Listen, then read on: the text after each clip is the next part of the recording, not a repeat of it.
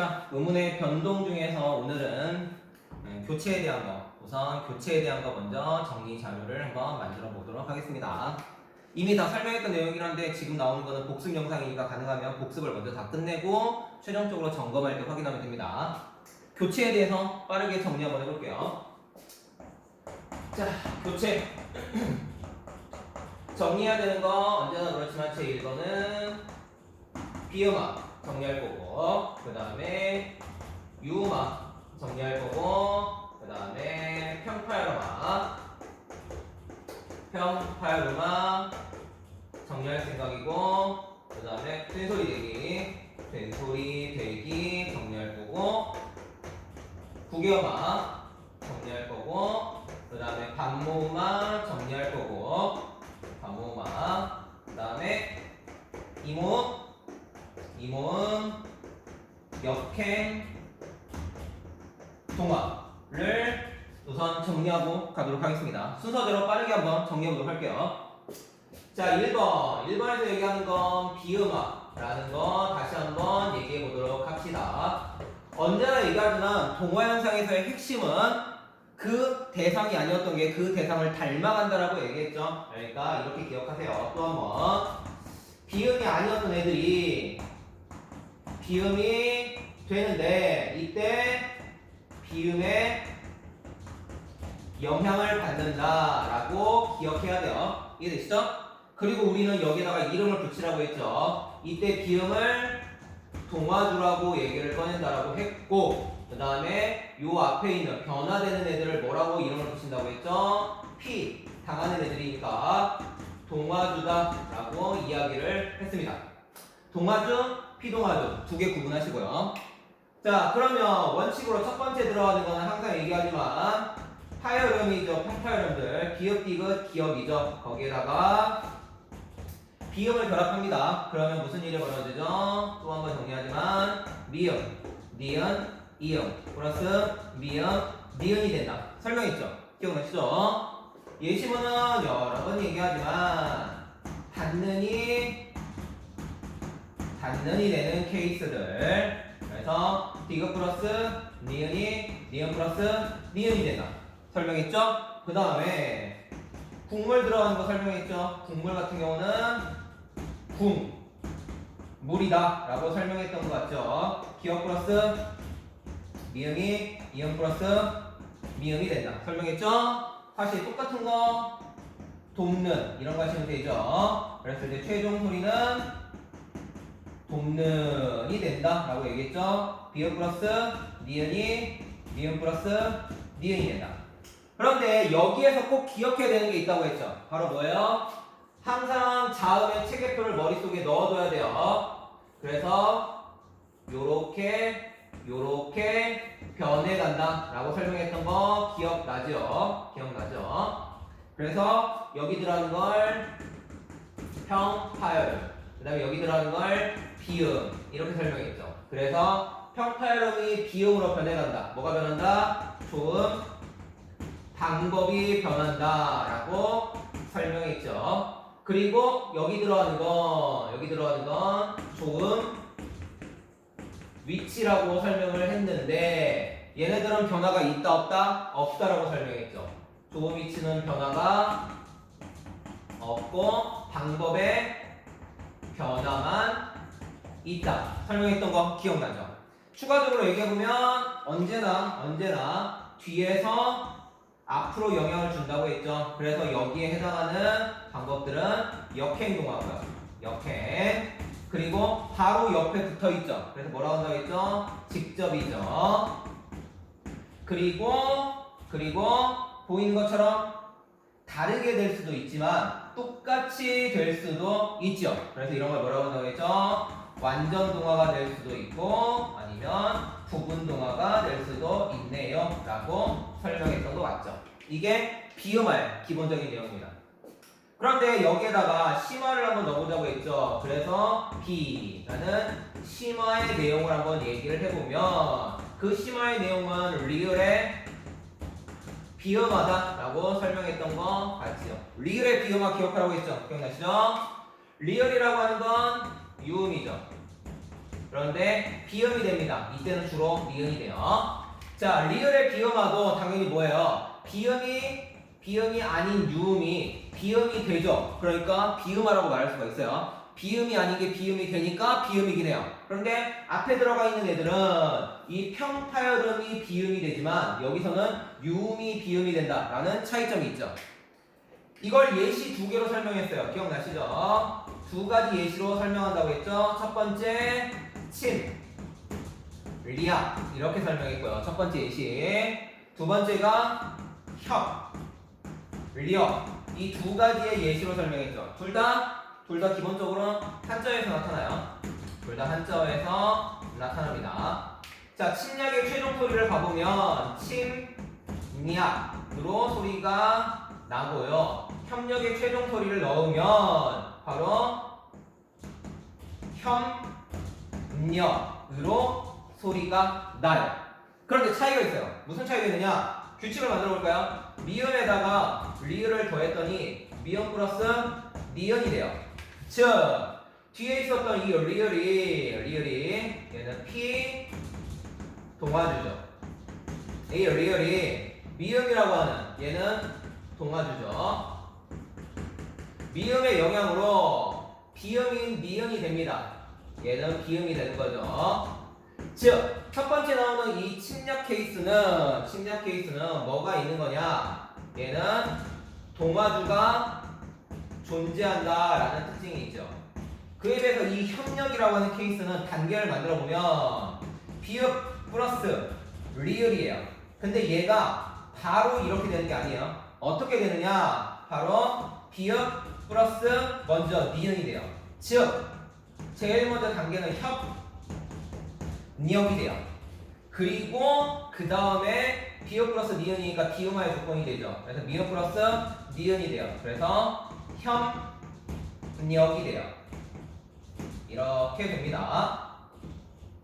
자, 뒤에 나오는 여기는 전형적인 비음화예요. 전형적인 비음화예요. 즉 여기 있는 이 비음하고 동일한 형태예요. 여기 있는 방법하고 동일한 형태예요. 동일한 방법. 자, 그런데 문제는 뭐가 되느냐? 여기서 이렇게 넘어갈 때가 좀 달라요.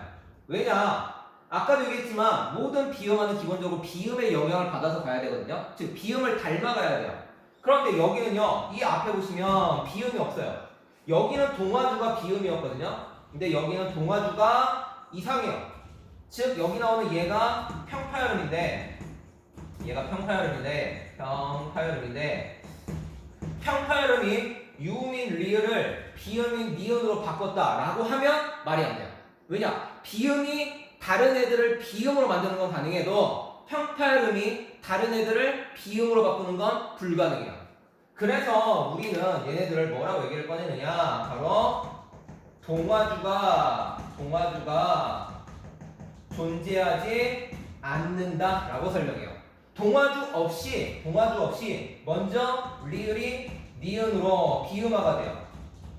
먼저 비음화가 되고 다시 이 바뀐 니은의 영향으로 앞에 있었던 비읍이 미음으로 바뀌는 비음화가 나타나게 되는 거예요. 이해되죠? 그래서 위에는 동화주가 있지만 밑에는 동화주가 없다라고 하는 차이점이 발생해요. 요거 꼭 기억해야 됩니다. 이러면 비음화에 대한 전체적인 내용이 끝나게 되는 거예요. 쉽죠? 하나 끝. 두 번째 들어갑니다. 유음화 한번 설명해 보도록 할게요. 2번 유음화를 설명해 보면 더 쉬워요. 유음화는 마찬가지로 유음이 아닌 애들이 유음이 되죠. 이때도 바로 유음의 영향을 받게 되는 겁니다. 여기 들어가는 유음이 아니다. 마찬가지로 앞에 써있죠? P 동화주죠. 마찬가지로 동화주죠. 이때 P 동화주는 바로 뭐가 되느냐? 자음체계표를 생각해보세요. 다시 한번 얘기합니다. 비읍, 디귿, 기역은 미음, 니은, 이응이었죠. 근데 이 니은 밑에 뭐가 있죠? 리을이 있죠. 리을이. 그래서 요거에 대한 걸 그대로 연결시키면 되죠. 그래서 유음이 아닌 애들은 일반적으로 뭐를 얘기하냐? 바로 니은을 얘기해요. 비음인 니은. 유음은 당연히 리을이 되겠죠. 자, 여기에 들어가는 건 두 가지가 존재하죠. 첫 번째, 신라 케이스 하나. 두 번째, 칼날 케이스 하나. 이 예시는 여러 가지가 있어요. 저는 편하게 여러분들 아시는 걸로 지금 만드는 거예요. 신라는 니은 플러스 리을. 그래서 최종 소리가 리을 플러스 리을이 되니까 소리는 실라 이렇게 나겠죠. 얘는 리을 플러스 니은이죠. 그랬더니 마찬가지로 리을 플러스 리을이 되죠. 최종 소리는 칼, 랄 이런 식으로 쓸 수가 있죠. 결과는 동일해요. 결과는 리을 플러스 리을이라는 게 동일한데 중요한 건 동화주가 어디에 있느냐예요. 동화주가 어디에 있느냐예요. 그래서 얘는 뒤에서 앞으로 영향을 주고요. 얘는 앞에서 뒤로 영향을 주죠. 그래서 얘는 수행적이다 라고 얘기를 꺼내고 얘는 역행적이다 라고 얘기를 꺼내고 있답니다. 이게 바로 뭐가 되는 거예요? 유음화 라고 얘기를 꺼내죠. 일반적으로 딱 그런 건 아닌데 칼날 같은 케이스는 보통 고유에서 나타나고요.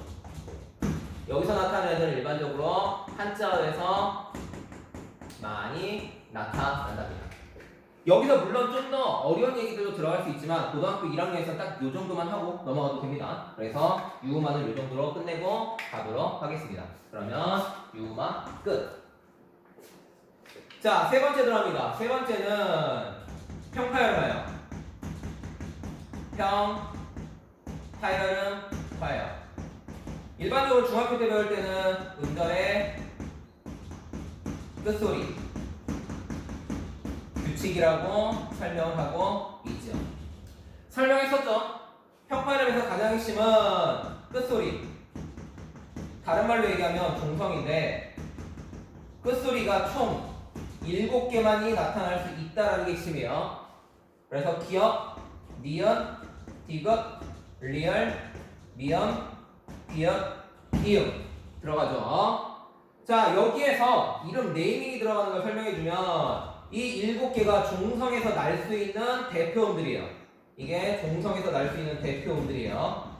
그래서 총 7개가 끝에서 소리가 난다 라고 해서 끝소리 규칙이라고 불러요. 그럼 앞에 있는 평파열음화는 왜 이름을 붙이느냐? 기역은 종성에서 이런 애들이 기역으로 바뀌어요. 마찬가지로 지읒, 시옷, 히읗, 치읓 이런 애들이 있어요. 얘네들이 쌍쇼도 있군요.